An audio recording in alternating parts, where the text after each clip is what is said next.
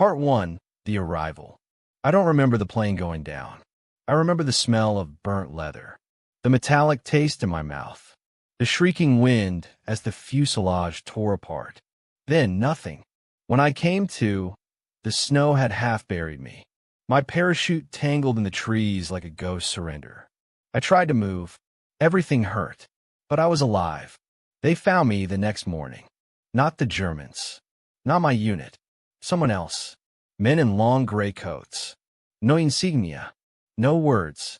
Just chloroform and blackness. When I opened my eyes again, I was somewhere underground. Concrete walls. Dim lights that flickered like they were scared of the dark. I was strapped to a gurney. My dog tags were gone. A man with circular glasses and a voice like ice leaned over me. You're quite lucky, Captain, or very unlucky, depending how you look at it. He spoke perfect English, Oxford accent, smiled like a butcher who loved his work. We call this place Kammerzeben, Chamber 7. I asked where I was. He only chuckled. You're beneath the Black Forest. But don't worry. The war doesn't matter down here. Nothing up there does. They injected me with something. Not morphine. Something colder. I fell back into the dark. I don't know how long I was there. No windows. No clocks. No voices except theirs. There were at least 4 others I heard. All men. One screamed in Polish for hours. Another one whispered to himself in what sounded like Hebrew. One kept repeating a date, April 30th, over and over. The guards were silent, always in pairs, always watching. They called the man in glasses Dr. Kraus, and they feared him like a god. The first time I saw what they were doing, I tried to convince myself I was dreaming. They took me through a hallway lined with doors. Each one had strange markings on it, some ancient script, almost Nordic, etched deep into rusted metal. At the end, they opened a door into what looked like a chapel. Candles. Bones. A massive stone slab in the center, stained black. Dr. Kraus stood there, holding a book bound in something that wasn't leather. This, he said, is Die Brücke. The bridge. To what? I asked. He smiled wider. To something older than man. Something we intend to weaponize. That night, I heard the screams again. But they weren't human. Something was wrong with the walls. They breathed, just slightly. The air tasted of salt and ash. My dreams were no longer mine. I saw forests on fire, skies torn open, and eyes, always the eyes, watching from behind a veil of smoke. And then the whispering began, not from the others, from a stone itself. Come closer. We remember you. You were always meant to return. I tried to ignore it, but part of me already knew. I wasn't just a prisoner. I was part of the ritual. Part 2, the ritual begins. There's a hum in the stone, like it's breathing. At first I thought it was the machinery, the generators, the old wires buzzing through the compound. But this was different. It resonated in my bones. A slow, pulsing rhythm, like a heartbeat that didn't belong to me. The second week, they stopped sedating me. Dr. Kraus said it was time for observation. I was moved to a new room. Clean, sterile, no windows, no cameras. But I knew they were watching. You always know. They gave me paper, a pen. Write down what you dream, Kraus said, and do try to be honest. The first night, I dreamed of a door. It was carved from bone and chained shut with something that looked like veins. Something behind it was knocking, softly, rhythmically, like it had all the time in the world. I wrote it down, word for word. The next morning, the chains on that hallway door, one of the real ones, were gone. There were others in the corridors now. Not soldiers, not doctors, not human. I only ever saw them in the corners of my eye. Tall, wrapped in robes that didn't touch the floor. Their faces wrong, always blurred, as if my mind refused to remember them properly. But the sound they made when they passed, it was like wine through dry leaves, only it came from the inside of your skull. I stopped sleeping, but the dreams kept coming. One night, They brought me into the stone chamber again.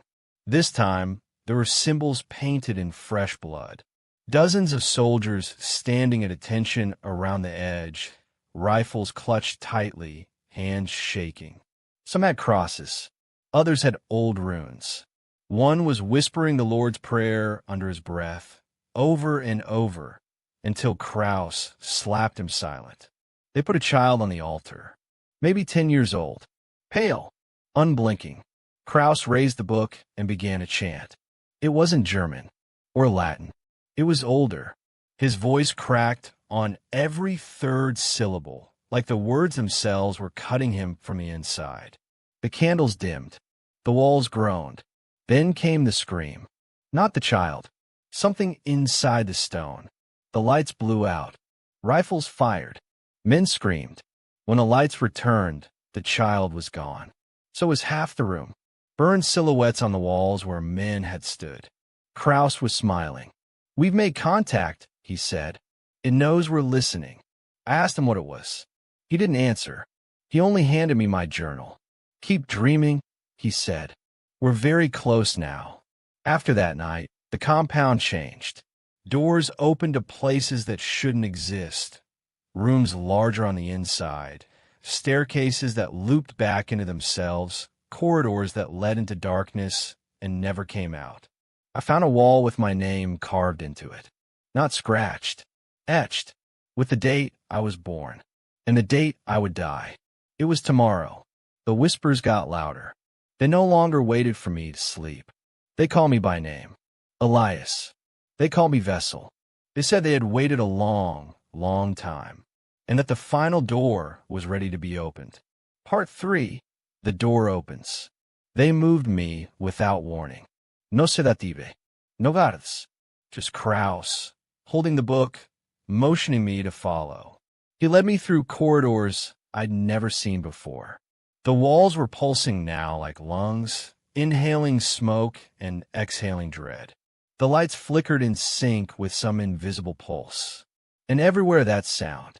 Wet, shuffling like something dragging its own skin behind it.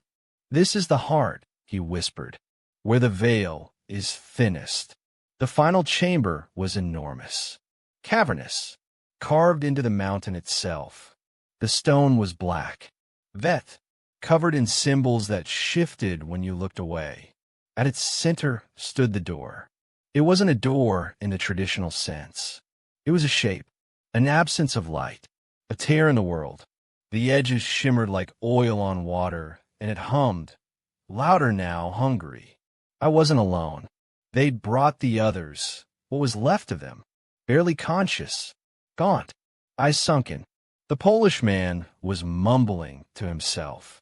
The Hebrew whisper just stared at the door like he recognized it. Kraus raised the book again, began to chant. This time, the room responded. The ground shook. The walls bled. The shadows thickened. One by one, the others were dragged toward the door by invisible hands, their feet scraping against the stone, their screams cut off just before they touched the veil. It was my turn. The force that pulled me wasn't physical. It was inside me, like a rope tied to my soul. I tried to resist, but my legs moved on their own. My heart pounded against my ribs like a prisoner begging for release. As I approached, the door shimmered and opened. Inside was nothing and everything. I saw a field of ash stretching to the horizon, a sky stitched with red stars, a tree that grew downward into a lake of mouths. I saw a throne made of bone, and on it sat myself, but not me. Older, empty-eyed, crowned in shadow. The voice came again, but this time it wasn't whispering. "Welcome back, Vessel. We have missed your flesh." And then something stepped through. It was tall, human-shaped, wrapped in rags soaked black. No face, just hands, dozens of them, all reaching, searching. The guards opened fire. The bullets bent in the air. The thing didn't move fast. It didn't have to. The moment it touched a man, he vanished, turned inside out in an instant of light and agony. Another screamed as a skin peeled off in perfect sheets, floating upward like paper. Kraus stood before it, arms raised, trembling with joy. "We are ready," he cried. "Take us into your kingdom." The thing reached for him and stopped. It turned, looked at me.